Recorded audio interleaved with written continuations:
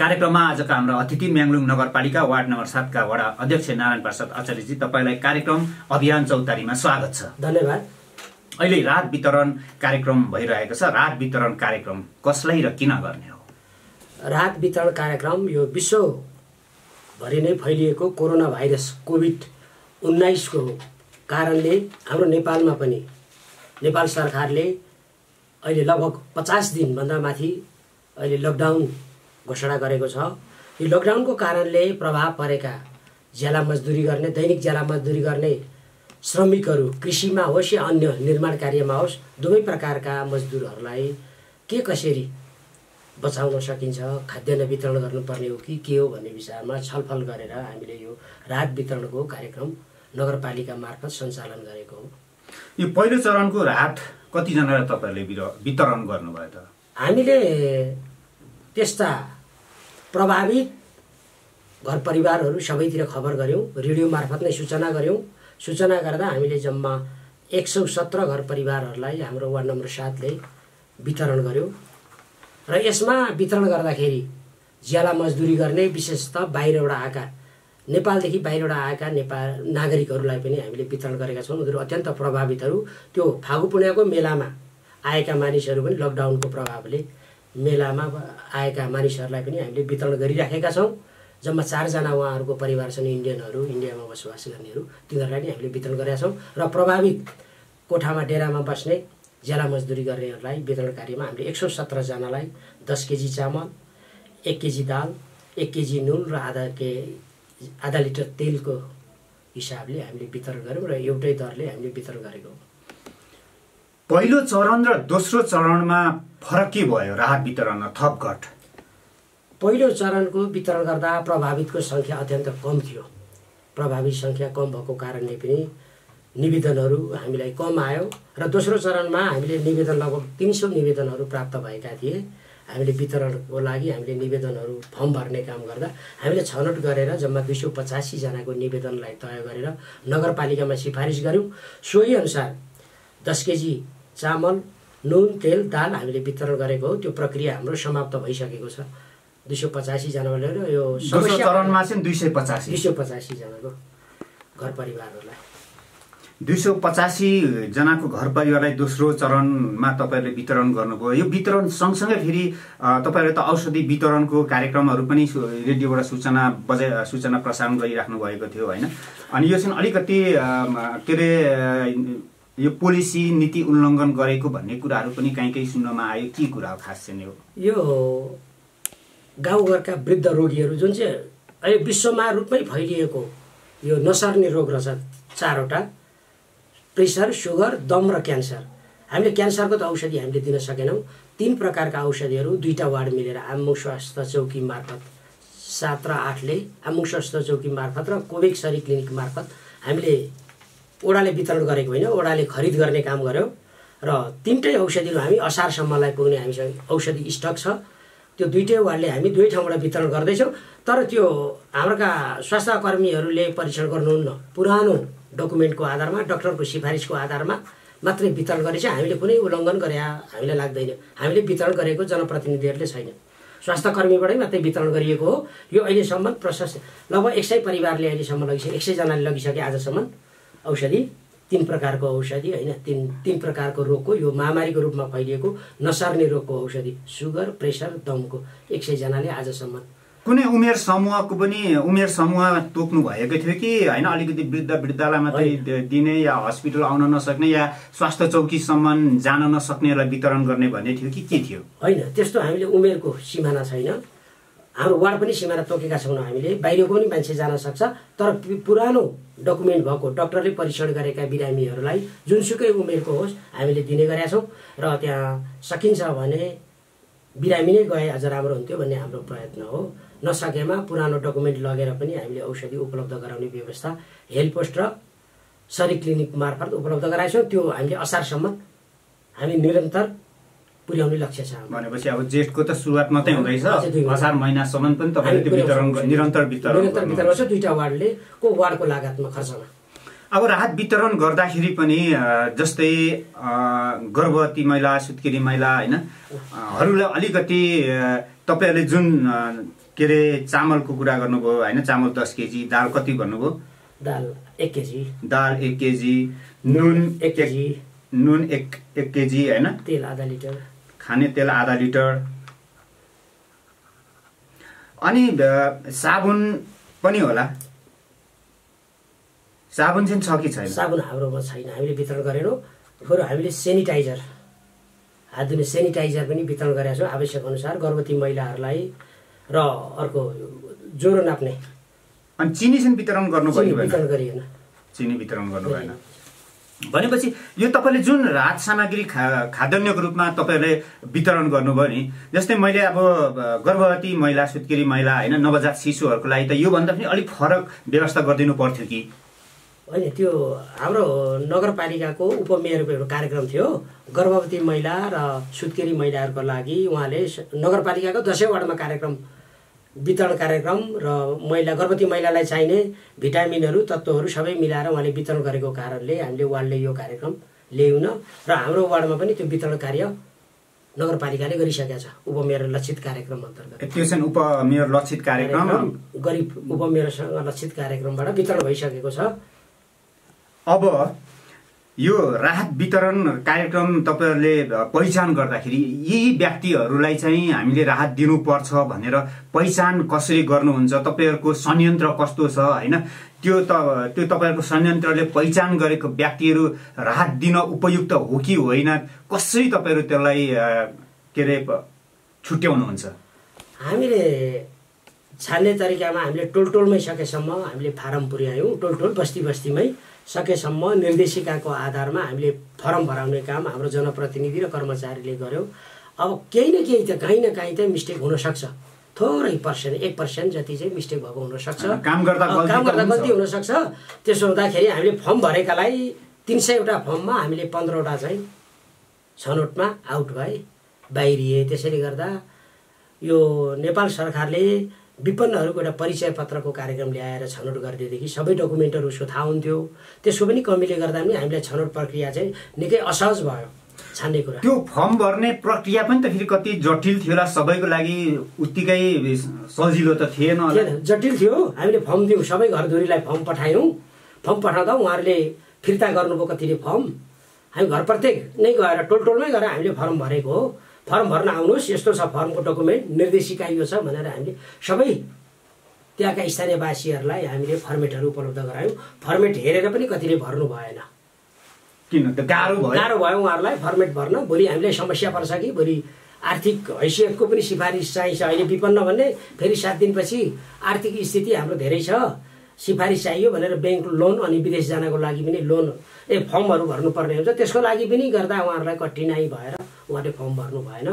र बिचमा पनि लगभग 5-6 जना जति फर्म भरिसकेको छ नि, फेरि रासन लिन मान्नु भएन, खाद्यान्न। उहाँले हाम्रो आर्थिकमा हामीले काम पायौँ, मजदुरी ज्याला मजदुरी पायौँ। त्यसैले गर्दा हामी फर्म भरे पश्चात पनि हामी लिँदैनौँ भनेर फिर्ता गर्नुभयो।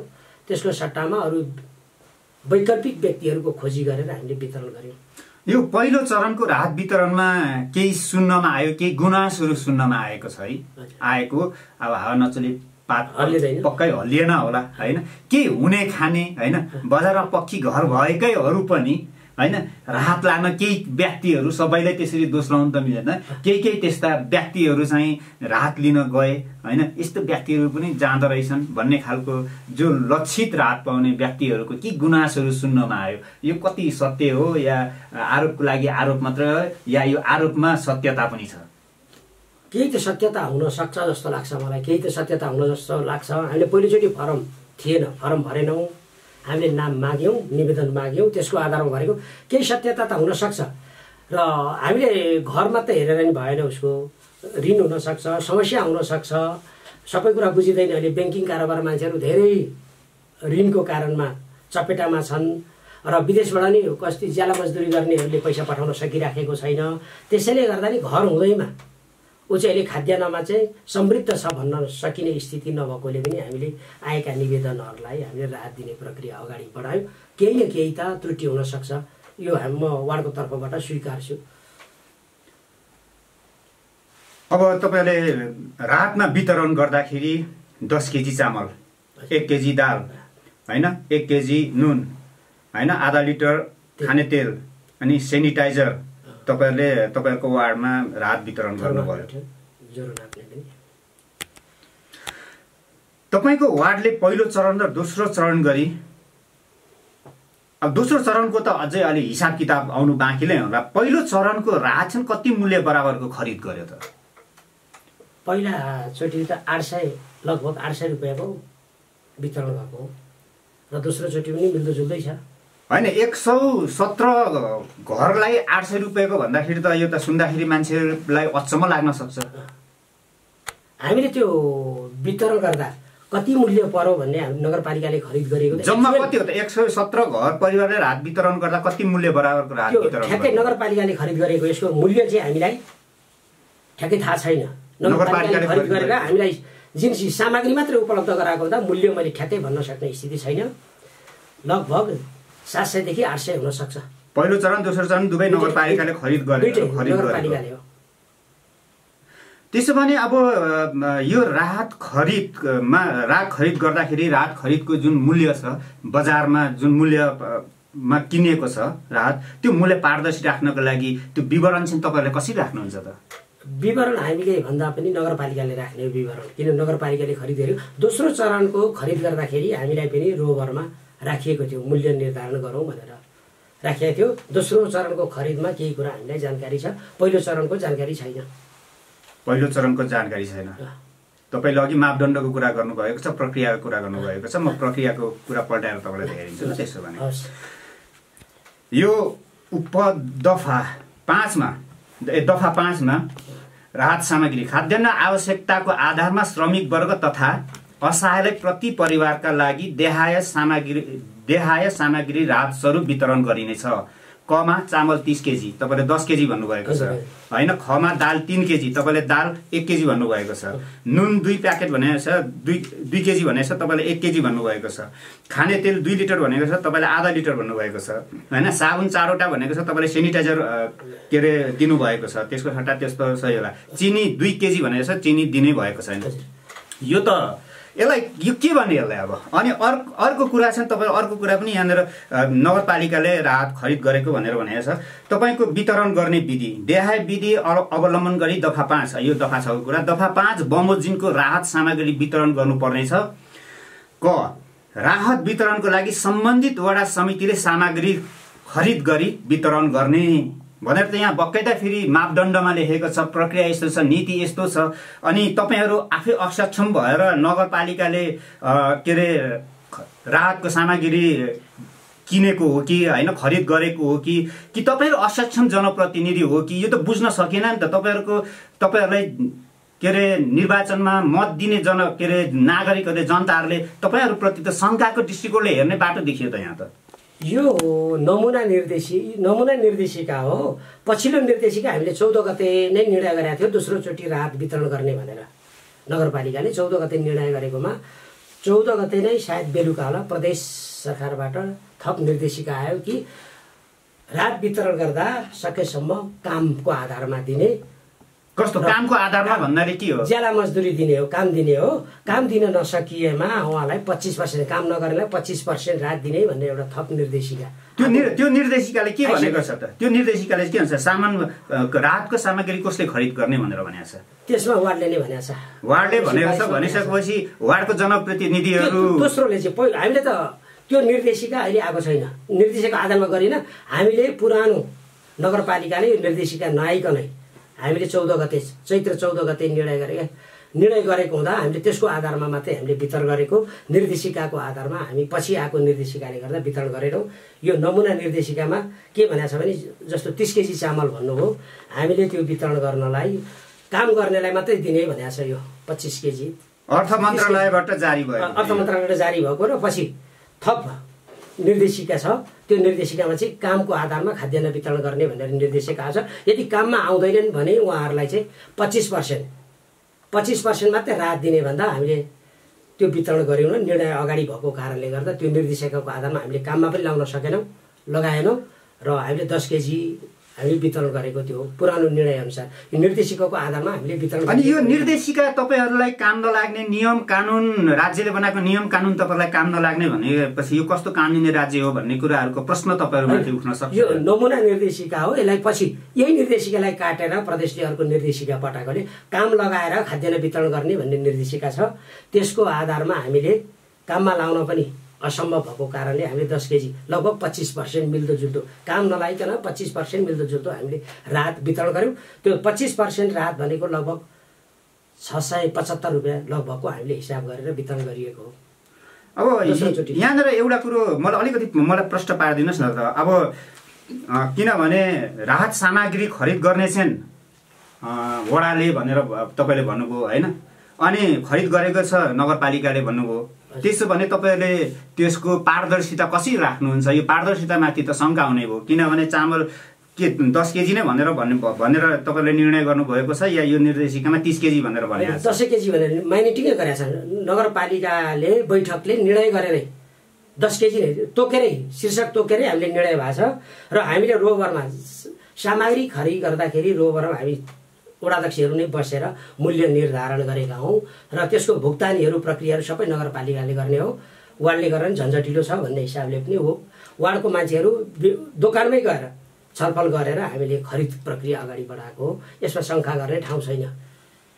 त्यही त अब के अरे तपाईँले भन्दाखेरि चाहिँ सामग्री खरिद चाहिँ अब वडाले नै खरिद गर्ने र वितरण गर्ने भनेर भनिरहँदाखेरि चाहिँ फेरि यहाँनिर अलिकति मान्छेहरूलाई चाहिँ के अरे शङ्का होइन, प्रश्नहरू उठ्न सक्छ होइन, दुविधाहरू पर्न सक्छ भनेर मैले तपाईँलाई यो प्रश्न चाहिँ गरेको हो।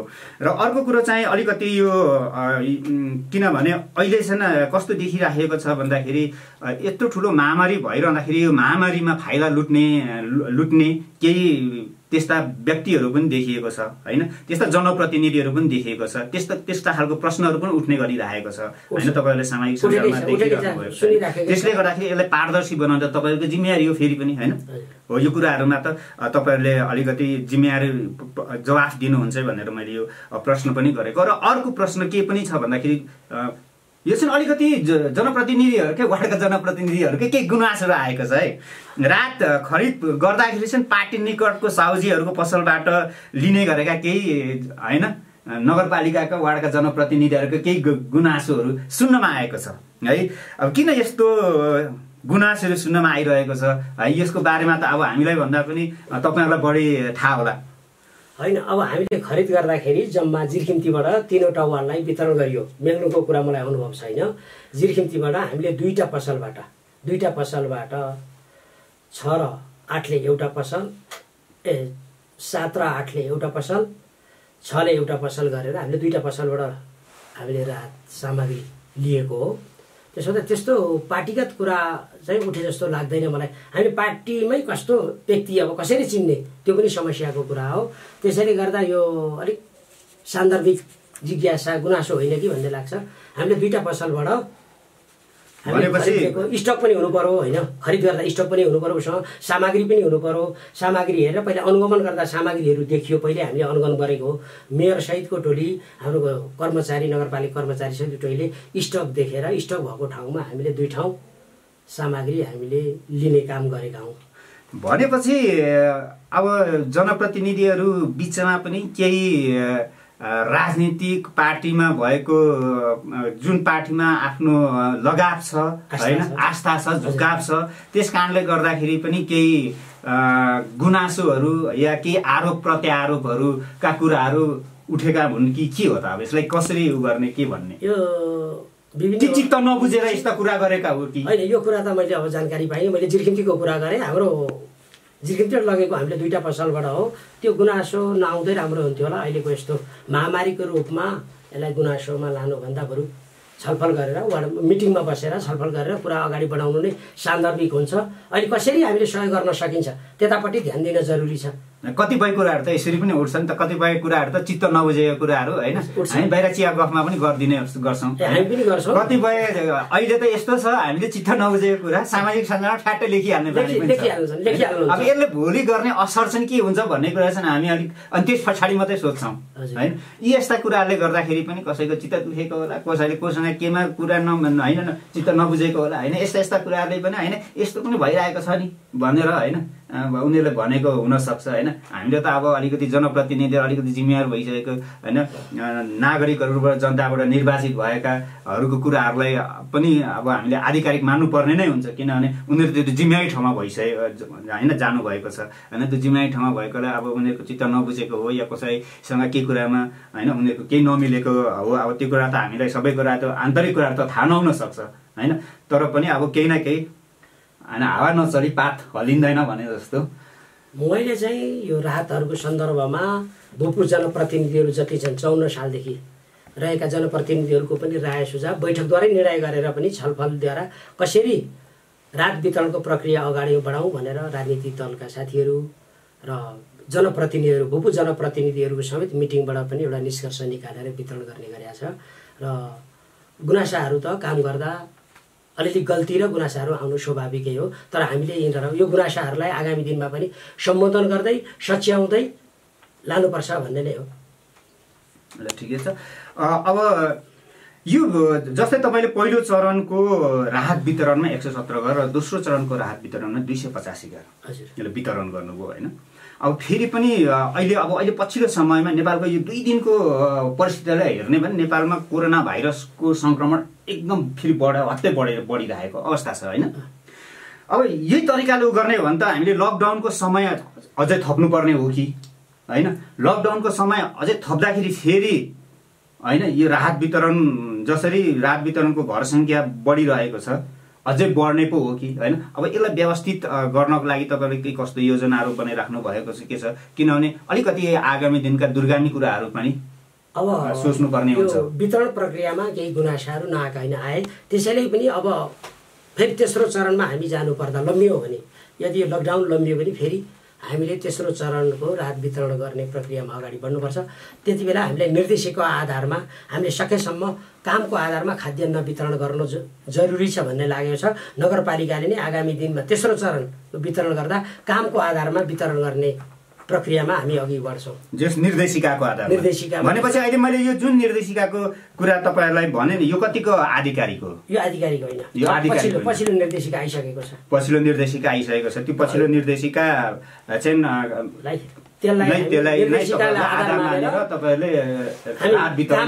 काममा लगाउने र काममा नआउनेलाई 25% वितरण गर्ने भन्ने निर्देशिका। काममा नआउने भनेको काम लगाएर जस्तो 30 केजी चामल दिउँ भने काममा नआउनेलाई 25% त्यसको 25% वितरण गर्ने भनेको छ। र त्यसरी हामी दिने आगामी सोचमा छौँ र नगरपालिकाले पनि त्यसरी नै निर्णय गर्छ। आगामी दिनमा अझै यसलाई सोच्नुपर्ने हो कि जस्तो लागिरहेको छ कि छैन, किनभने यो अहिलेको नेपालको पछिल्लो परिस्थिति हेर्दाखेरि अलिकति लकडाउनको समय बढेर जान सक्ने सम्भावना देखिएको छ होइन। यस्तो अवस्थामा चाहिँ अलिकति यो राहतको लागि कसरी अझै मजबुत अलिकति चुस्त दुरुस्त होइन अलिकति कसरी पारदर्शी कसरी बनाएर लान सकिन्छ भने यो विषयमा अलिकति सोच्नुपर्ने हो कि तपाईँहरूले भन्ने त्यतातिर तपाईँहरूको ध्यान आकर्षण भएको छ कि छैन? अलिकति यो सामाजिक दूरी कायम गर्दै स्थानीय स्तरमा होस् या ठुल्ठुलो आयोजनाहरूमा काममा पनि मानिसहरूलाई लाग्ने काम गरेका छन्, काम पाइराख्नु भएको छ धेरैले। अहिले पछिल्लो समयमा मेरो वार्डमा भएका वार्ड स्तरीय योजनाहरू कार्यक्रमहरूमा सामाजिक दूरी कायम गर्दै र अहिले पछिल्लो समयमा प्रधानमन्त्री रोजगार कार्यक्रमको पनि आजैदेखि मेरोमा काम सुरु भयो, जसमा आजदेखि पहिले 15 जनाहरूलाई त्यहाँ काममा समेटेको छु। उहाँहरू त घट्नुहुन्छ भोलि काम पाएपछि। त्यस्तै अन्य योजनाका कामहरू थिए मेरामा, त्यसमा पनि मानिसहरू ज्याला मजदुरी गर्दै हुन्छ, त्यसले गर्दा पनि काम पाउनु भएको छ। त्यसैले गर्दा काम पाएपछि भरे यो सङ्ख्या अलिकति घट्ने हो कि आगामी दिनमा हामीले तेस्रो चरणमा जाँदा भन्ने हो, कामलाई प्राथमिकता दिउँ नै भन्ने हो। नगरपालिकाले नै त्यही सोचेको छ र आगामी दिनमा पहिलो चरणमा काम लगाएर एउटा निश्चित काम तोक्ने, काममा लगाएर अनि खाद्यान्न दिने हो भन्ने पहिलो प्राथमिकता र काममा नआउनेलाई त्यो रासनलाई हिसाब गरेर 25% बराबरको ज्याला मजदुरी नगर्ने नआउनेलाई दिने भन्ने हाम्रो सोच र निर्देशिकाले नै त्यही भनेको छ। र तेस्रो चरणको लागि जस्तै अब अहिले काम लगाउने सुरुवात गर्यौँ भनेर तपाईँले भन्नुभयो। हजुर। अब अहिले चाहिँ फेरि यस्तो बर्खाको हामी एकदम होइन के अरे माना खाएर मुरी उब्जाउने समयमा छौँ। अब धेरै मान्छेहरू यतिखेर खेतबारीमा होइन व्यस्त हुने समय पनि हो, पानी पनि परिरहेको छ। सबै कृषक दाजुभाइहरू खेतबारीमै व्यस्त छ होइन, व्यस्त हुने समय पनि हो। अब यस्तो अवस्थामा पनि त अब केही ती खेतबारीमा काम गर्ने कृषक सबैको एउटै के अरे आर्थिक हैसियत होइन, सबै कुराहरूको के अरे खाद्यान्नको कुराहरू सबैको एउटै त नहोला होइन, आर्थिक अवस्था एउटै नहोला होइन। कसैले अरूकोमा के अरे अर्काको खेतमा बारीमा गएर काम गरेर होइन ज्याला मजदुरी गरेर टार्नुपर्ने अवस्थाहरू पनि होला। अब यस्तो अवस्थामा चाहिँ होइन यी सबै कुराहरूलाई अब यस्तो अवस्थामा अझै अलिकति केही अप्ठ्यारोहरू पर्ला कि अझै केही सहज होला कि होइन, तपाईँहरूको आकलन चाहिँ के छ? अझै गाउँघरमा विपन्न ज्याला मजदुर गर्ने किसानहरू र उद्योग धन्दामा काम गर्ने विभिन्न काम गर्ने मानिसहरूलाई हामीले अवश्य पनि तेस्रो चरणमा हामीले सोच्नुपर्ने अवस्था छ। सकेसम्म उहाँहरूलाई चाहिँ नि कामको आधारमा हामीले खाद्यान्न उपलब्ध गराउनुपर्छ भनेर मैले अघि पनि भने र अहिले पनि भन्दैछु। उहाँहरूलाई राहत 10 केजी दिएर एउटा ठुलो परिवारलाई 2 दिन 3 दिनलाई मात्रै पुग्छ। त्यसको सट्टामा बरु हामीले काम दियौँ भने लामो समयसम्म भर्तेक हुन्छ र सहयोग हुन्छ भन्ने नै हो। हस्, कार्यक्रम अभियान चौतारीको अन्त्यमा आइपुगेको छु। कार्यक्रममा आफ्नो महत्त्वपूर्ण विचार र समय दिनुभएकोमा म्याङ्लुङ नगरपालिका वार्ड नम्बर 7 का वडा अध्यक्ष नारायण प्रसाद आचार्यजी तपाईँलाई तपाईँको महत्त्वपूर्ण विचार र समयको लागि तपाईँलाई धेरै धेरै धन्यवाद छ।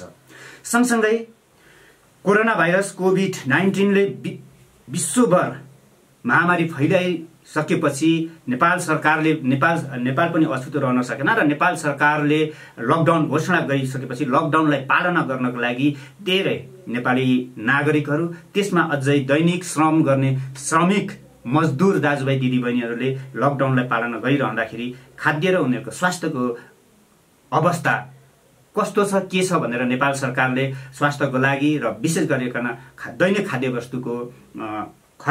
वस्तुको लागि चाहिँ राहतको कार्यक्रम ल्याएको छ र यो राहतको पहिलो चरण र दोस्रो चरणको कार्यक्रम तेर्थुममा सम्पन्न भइसकेको छ र आगामी दिनहरूमा यस्ता राहतको कार्यक्रमहरू जो लक्षित वर्ग हो उनीहरूले नै पाउन्। र अर्को कुरो, राहत खरिदको मूल्य पारदर्शी राख्नको लागि अलिकति प्रत्येक वार्डहरूले ती पारदर्शी आफ्नो मूल्य विवरण कसरी राख्ने त्यतातिर पनि ध्यान आकर्षण होस्, किनभने भोलि जनताहरूको प्रश्नको जवाब दिनुपर्छ र जवाबदेही जनप्रतिनिधिहरू बन्नुपर्ने अवस्था हुन सक्छ। र आगामी दिनहरूमा यो कोरोना भाइरस कोभिड-19 लकडाउनको तेस्रो चरणको राहत वितरण यदि कार्यक्रम भयो भने योभन्दा अझै चुस्त दुरुस्त र पारदर्शी तरिकाले तपाईँहरूको राहत वितरण सम्पन्न होस् र धेरैभन्दा धेरै लक्षित वर्गहरू जो दैनिक खाद्य वस्तुबाट टाढिएका छन्, जो वञ्चित हुनुभएको छ, उहाँहरू तपाईँहरूको कार्यक्रमबाट एकदम धेरैभन्दा धेरै लाभान्वित हुन सकोस् र सम्पूर्ण यो रेडियो सुन्नुहुने महानुभावहरूलाई र युट्युब च्यानल हेर्नुहुने जति पनि महानुभावहरू हुनुहुन्छ, यो कोरोना भाइरस कोभिड-19लाई नियन्त्रण गर्नको लागि सबैले एउटा सामाजिक दूरी कायम राखौँ र नेपाल सरकारले जसरी लकडाउन घोषणा गरेको छ त्यो लकडाउन घोषणालाई सबैले पालना गरौँ र कार्यक्रममा आफ्नो महत्त्वपूर्ण विचार राखिदिनु भएकोमा म्याङ्लुङ नगरपालिका वार्ड नम्बर 7 को वडा अध्यक्ष नारायण प्रसाद आचार्यजी तपाईँको महत्त्वपूर्ण विचार र समयको लागि तपाईँलाई धेरै धेरै धन्यवाद छ। हस्, धन्यवाद। थप केही म्याङ्लुङ नगरपालिका वडा नम्बर 7 मा पछिल्लो समयमा जनताहरू यो लकडाउनको समस्या मात्रै होइन, कृषकलाई देखा परेको, मकै बालीमा देखा परेको रोगको पनि हामीले टोलटोलमा गएर विषादीहरू वितरण गरिरहेका छौँ। त्यसमा पनि हामीले सहयोग गरिरहेका छौँ। त्यसै गरी लकडाउनबाट प्रभावित बालबालिकाहरूलाई, मेरो वडाभित्रका बालबालिकाहरूलाई स्टेसनरी वितरण गरेका छौँ र आगामी दिनमा पनि थप त्यस्ता कार्यक्रमहरू म अगाडि बढाउँ। सम्पूर्ण उपस्थित त्यस वार्डमा बस्नुहुने महानुभावहरूले नेपाल सरकारले निर्णय गरेको कोरोना भाइरस कोभिड विरुद्धमा संक्रमणको विरुद्धमा लकडाउनलाई पालना गरौँ र रोगबाट बचौँ भन्ने म अनुरोध गर्दछु वार्डवासीहरूलाई। र आगामी दिनमा सरकारले गरेको निर्णयलाई पालना गरौँ, सामाजिक दूरी कायम गर्दै आफ्ना सानातिना घरायसी कामहरूमा जुटौँ भन्ने अनुरोध गर्छु।